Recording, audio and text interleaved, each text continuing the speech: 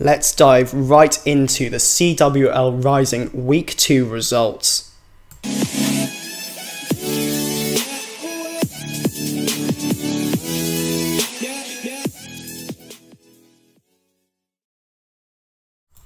Hey guys, how is it going? Jackadunga here, back again with another CWL Rising Conference recap. We do have 10 matches to go through again this week, including the 4 new Spotlight clans. But before I do go into that, I do have a little bit of an announcement for my regular viewers. I will not be posting any content this week. It will be Jesus and Sam posting the Bye Forever and the UKWA CWL recaps. Unfortunately, I have had some real life issues come up which I have to deal with this week. So it will only be this Rising video which will come out from me personally, but there will be content on the channel as usual.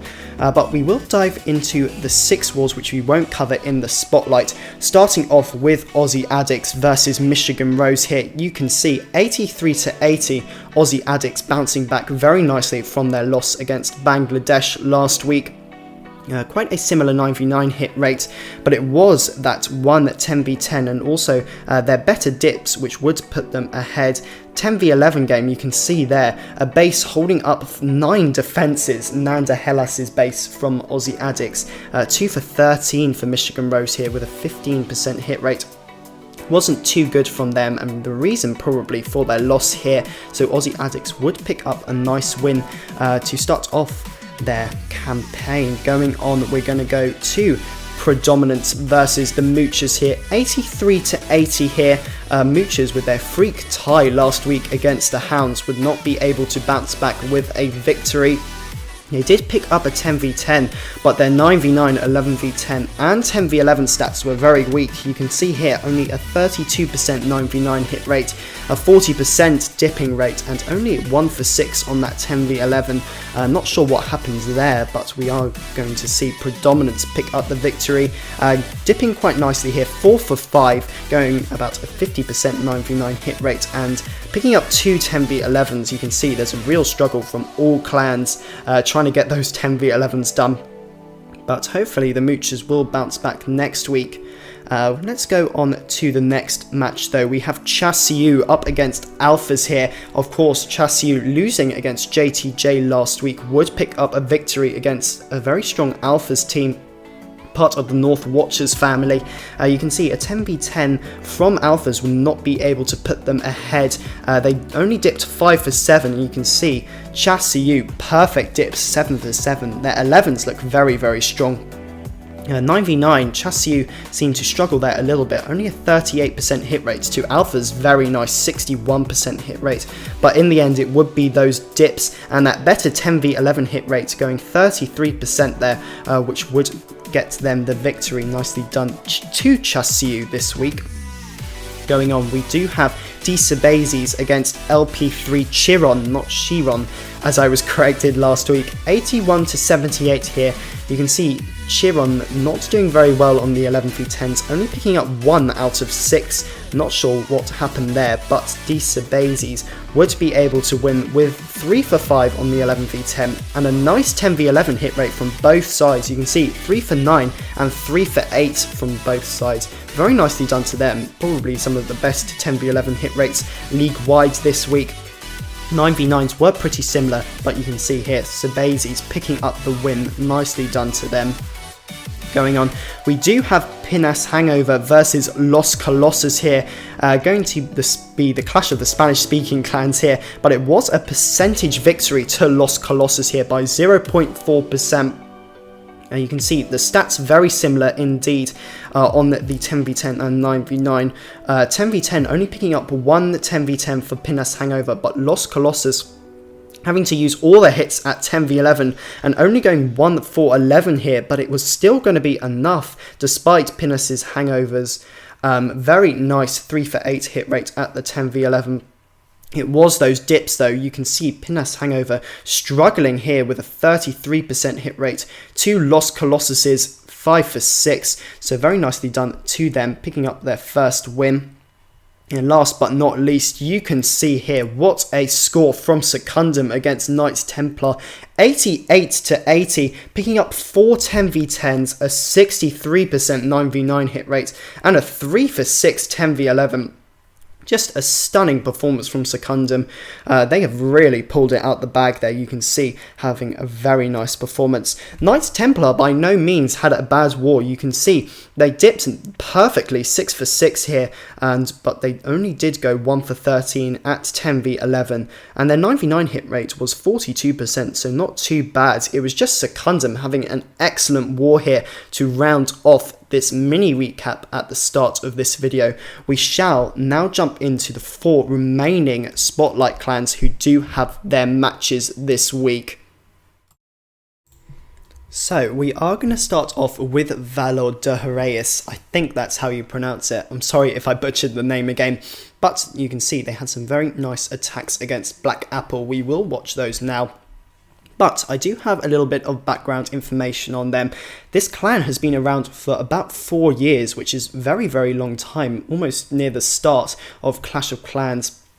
They did get formed by 2 brothers, Suv Lucky and Jay Gidas 87, who are now leader and co-leader.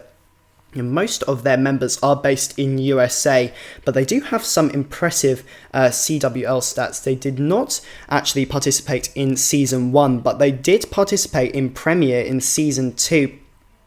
They would actually not qualify for playoffs, but actually win the not in playoffs in Premier, which is a very nice achievement by them. Very nicely done to them. They are part of the United War Alliance, which of course is made up of clans such as Crystal Warrior, Boston Tea Party, and another one, which Terps Win Big, that's it.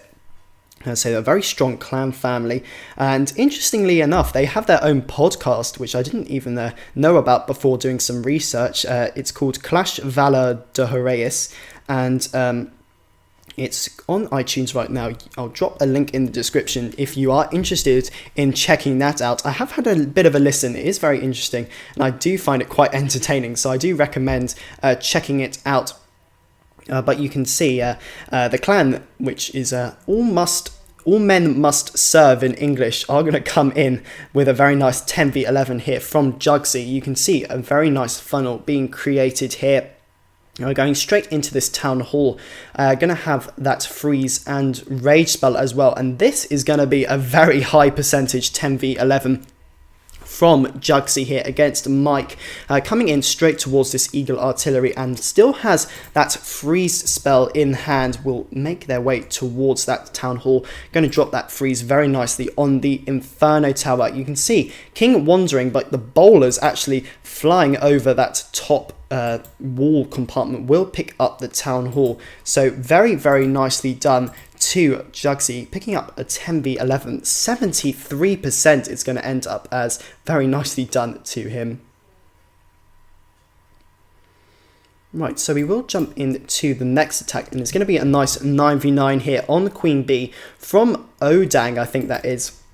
So a nice hit to them, but we will run through the stats from this war. Of course, going up against a very strong Black Apple side. They did beat La Gran Alianza by almost 10 stars last week, but it was a much closer affair this week.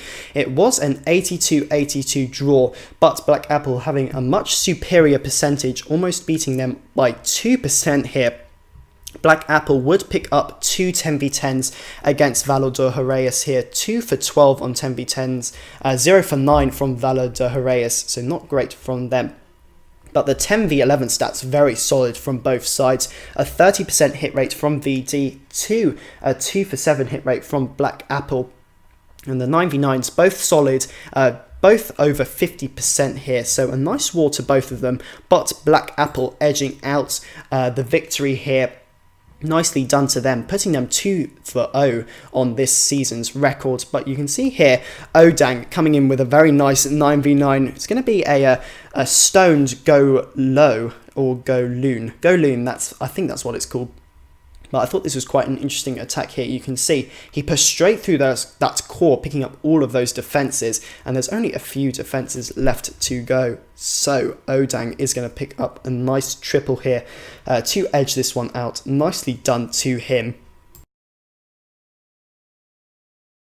We shall have a quick look at the score at the end, 82 to 82, as mentioned previously. A very nice war. Unfortunately, VD still not picking up a win in the Rising season this season. Unfortunate for them, though, they have had some very nice performances, just missing out. But nice job to Black Apple here, picking up the win. Right, we shall jump into the next Spotlight clan, and you can see the OSF going in on Ormino, who are actually last week's Spotlight clan. But I will give a little bit of background. The OSF actually only started about a year ago, founded by Mikey B, of course, admin Mikey B, with two others, Machiavelli and Juice.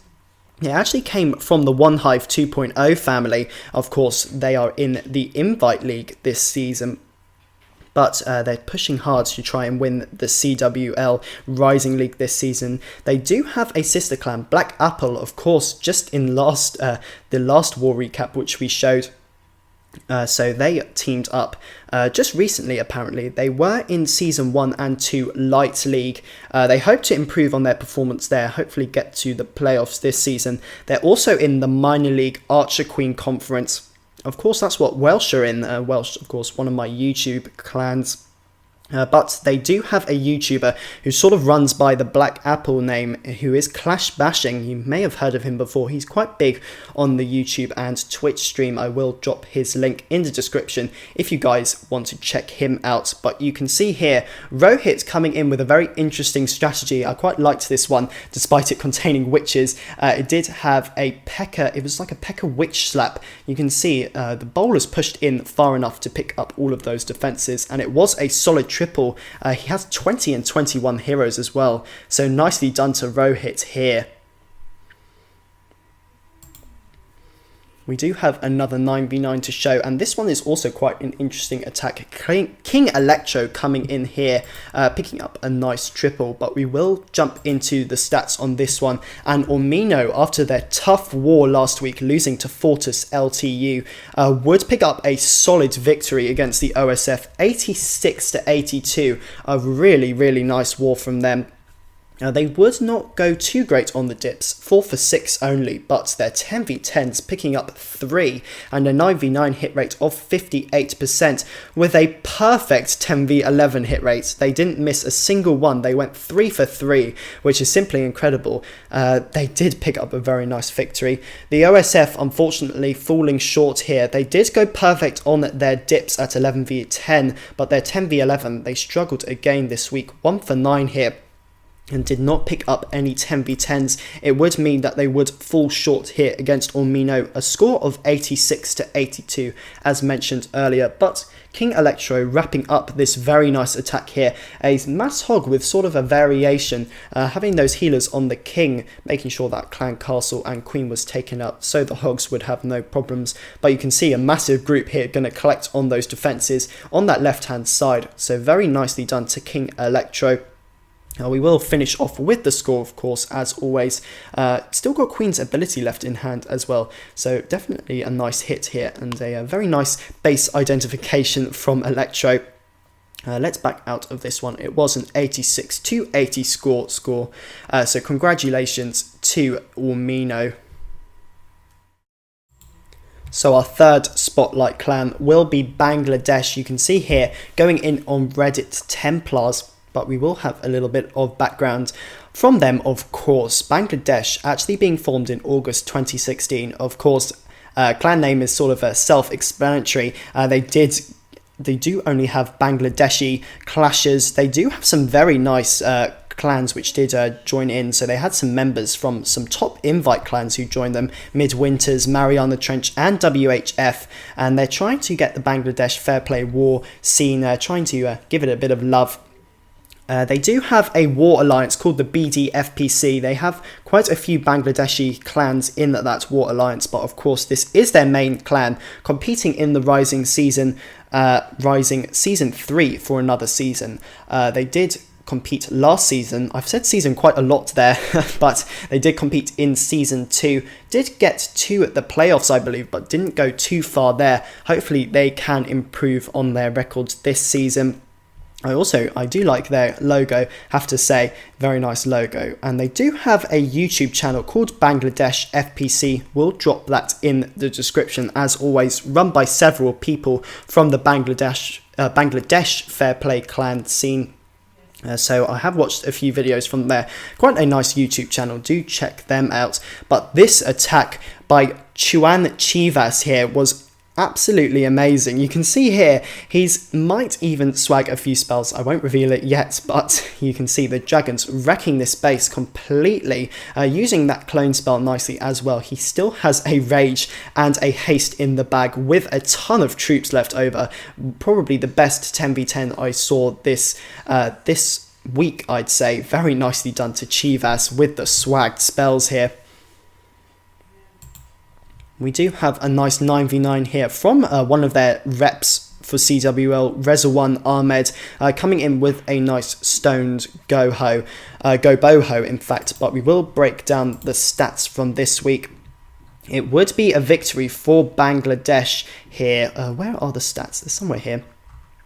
Where are they? There we go. Bangladesh against Reddit Templars. Of course, Reddit Templars very solid last week, picking up 11v11 and putting 87 stars on the board. So very nicely done to them. But this week, they would fall short against a very strong Bangladesh team. 84-83. One 10v10 apiece. Despite Reddit Templars only having one 10v10 attempt, two 10v10 attempts, they would pick up one. But the story for Reddit Templars was their 10v11, only going 1 for 16, which isn't great, would make them fall behind Bangladesh, who did go 3 for 7 at 10v11. On dips wise, Bangladesh did fail 1, but would go 5 for 6. Two Reddit Templars 4 for 4, who would have to go for some 11v11 attempts, and did actually manage to pick up one. They did get an 11v11 triple, so they've picked up two 11v11 triples in 2 weeks. Very nicely done. Reddit Templars falling short here, but are definitely a very strong clan. But Bangladesh, congratulations to them, picking up a nice win against a strong clan. But you can see here, the Go-Ho going very nicely, getting a solid push through the core. Still has a heal spell left in hand, and only has to use it on this top portion of defenses. He's still got 8 hogs left. So a very nice patient use of that heal spell. Not using it on the kill squads, just saving till that bowlers and the queen tanks for those remaining defenses. Nice job by Reza1. Picking up a nice 9v9 triple. I do have to say their 9v9 hit rate was very good as well. 50% for Bangladesh and a nice 60% for Reddit Templars. So two very strong clans going up against each other this week. You can see a nice swagged heal spell, in fact, for Reza1. Nicely done to him. But we will go on to the score. As always, it's going to be an 84-83 win to Bangladesh. Nicely done to them. And last but by no means least, we do have Fortis LTU, Fortis Lithuania, a Lithuanian clan and the only Lithuanian clan in CWL this season, competing in the Rising League. We do have a little bit of background on them. This clan formed 1.5 years ago, part of the Fair Play community, the FPC War Clans. But they have competed in CWL Season 1 and Season 2. They competed in the CWL mid-season in that first season. And in the second season, they did complete in CWL Premier. They weren't happy about those results. They didn't do too fantastically. But hopefully they try and prove something in CWL Rising this season. But you can see here, coming up against JTJ, of course, a very strong clan in the Rising League, coming in with a mass baby dragon attack, which of course many viewers will know I'm an absolute fan of these baby dragon attacks. So we had to stick this one in. Thomas destroying Woo Boy here with a mass baby dragon. A nice push through this base has got nearly all of those air defenses. He will pick the final ones up soon. Doesn't need to lure fully that clan castle, which does come up about now. Still saved on to that poison, but you can see just going to slowly deploy those baby dragons. Taking his time here, doesn't need to rush it. To take out these air targeting defenses. You can see one of those baby dragons is actually going to take out enemy queen as well, using that enraged ability. So very nicely done to Thomas here. Going to clear up the remaining defenses, saving that skeleton spell for cleanup. Nicely done to him here.